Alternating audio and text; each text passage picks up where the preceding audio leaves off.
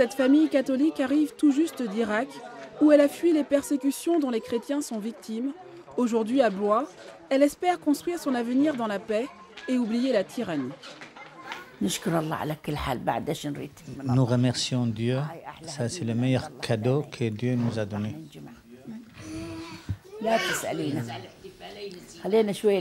Nous avons déjà oublié ça et nous ne voulons pas revivre la mémoire de ce qu'on a vécu, c'était très très dur.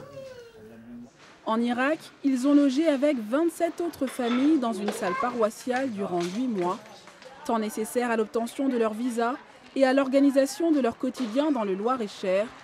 Logement, scolarisation des enfants, apprentissage du français, démarches administratives, tout est géré par l'AEMO, l'association d'entraide aux minorités d'Orient.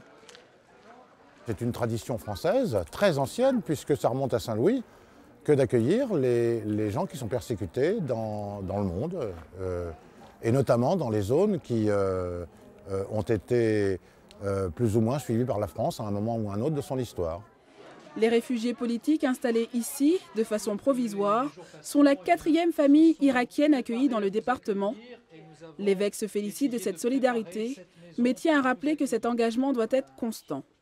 C'est très bien d'être touché par ce qui se passe et de se dire on veut faire quelque chose, mais il faut savoir que si on s'engage vraiment.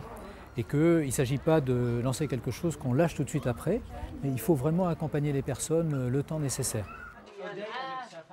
La famille arrivée aujourd'hui est désormais à la recherche d'un logement définitif dans la région. Chaque jour, en Syrie et en Irak, des chrétiens sont torturés et tués par les djihadistes de Daesh. Sa maman est décédée.